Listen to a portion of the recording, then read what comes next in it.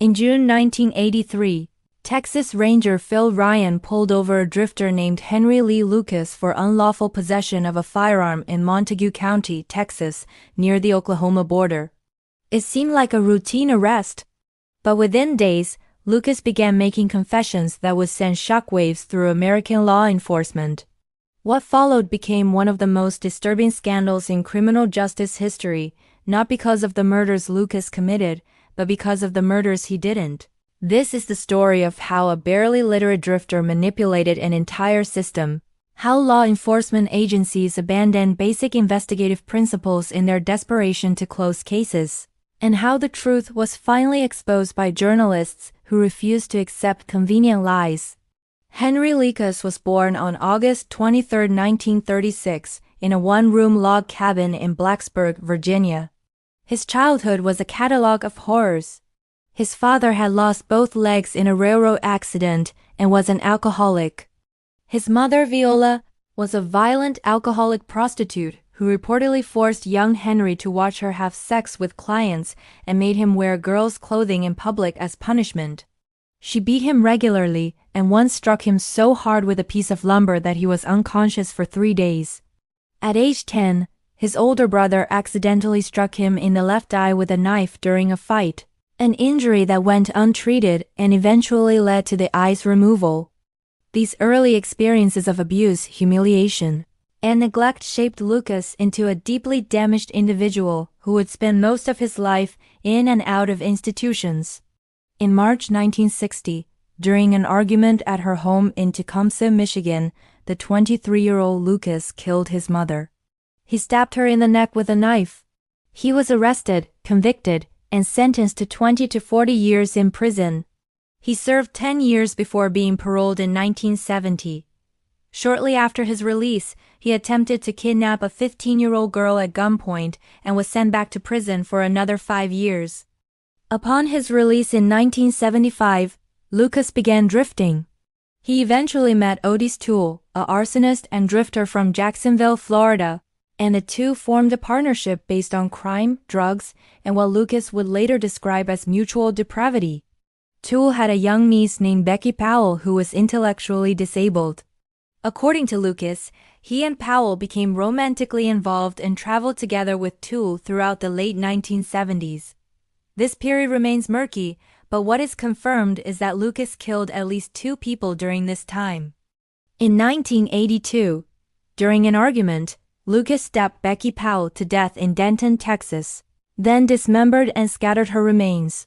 Later that year, he killed Kate Rich, an 82-year-old woman from Ringgold, Texas, who had been renting him a room. He strangled her, had sex with her corpse, and burned her body in a wood stove. These crimes remained unsolved until Lucas's arrest in June 1983. After being taken into custody on the weapons charge, Lucas was held in the Montague County Jail.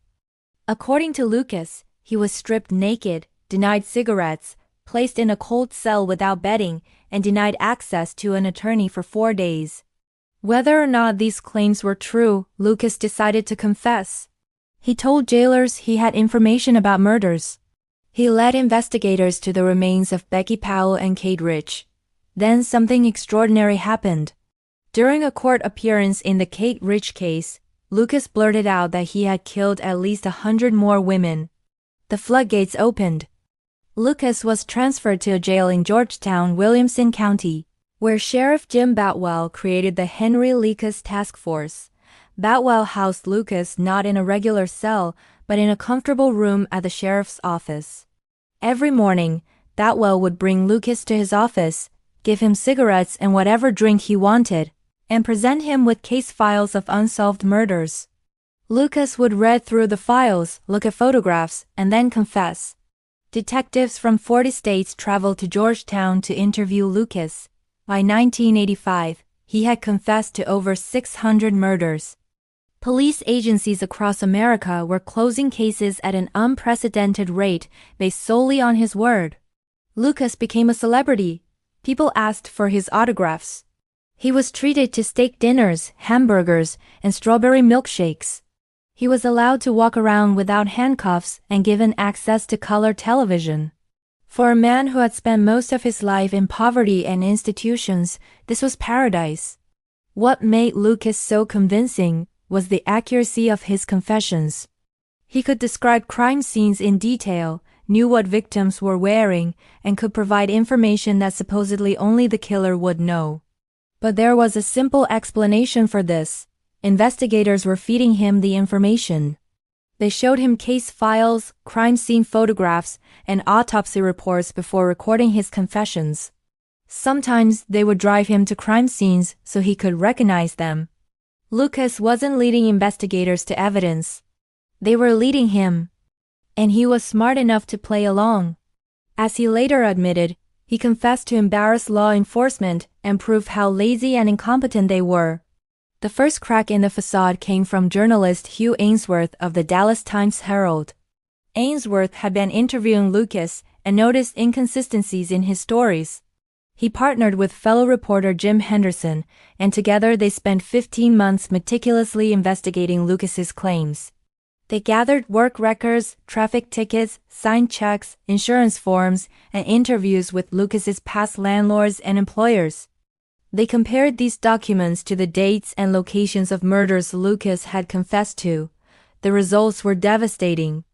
In case after case, they proved Lucas could not possibly have committed the crimes. For instance, police credited Lucas with a murder in Houston on September 12, 1981. Even though jail records showed he was incarcerated in Maryland at the time.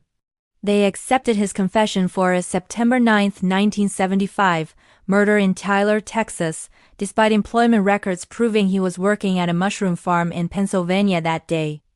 The reporters calculated that Lucas would have had to drive his 13-year-old Ford station wagon 11,000 miles in 1 month, averaging 70 miles per hour without stopping, to have committed all the crimes attributed to him.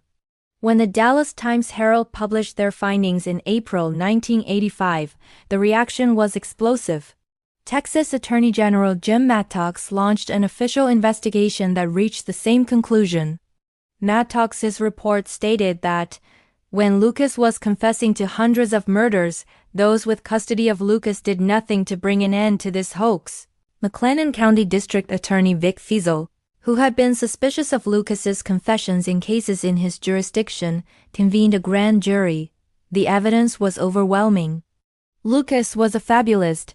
He was a serial confessor, not a serial killer. Over 200 murder cases that had been closed based on his confessions were now in question. Lucas was ultimately convicted of 11 murders, but experts believe only 3 are actually confirmed: his mother Viola, Becky Powell, and Kate Rich. He was sentenced to death for the 1979 murder of an unidentified woman known as Orange Socks, whose body was found strangled and naked except for orange socks near Georgetown, Texas. However, timesheets show Lucas was working in Florida on the day Orange Socks was killed. In 1998, then-Governor George W. Bush commuted Lucas's death sentence to life in prison, citing serious doubts about his guilt in that particular case. It was the only death sentence Bush commuted during his tenure as governor, despite presiding over 152 executions. Henry Lucas died in prison on March 12, 2001 at age 64 from congestive heart failure. He never walked free again. But the damage he caused extended far beyond his own crimes. Because of Lucas's false confessions, real killers remained free. Families of victims were given false closure. The reputation of the Texas Rangers was permanently tarnished. The case exposed systematic failures in interrogation practices and revealed how investigators, desperate to clear their books and advance their careers, abandoned fundamental principles of evidence-based investigation. The Lucas case became a watershed moment in understanding false confessions, leading to reforms in interrogation procedures, better documentation requirements, and greater skepticism about confession evidence standing alone. It remains a cautionary tale about the dangers of confirmation bias, the seductive appeal of easy answers, and what happens when law enforcement prioritizes statistics over truth.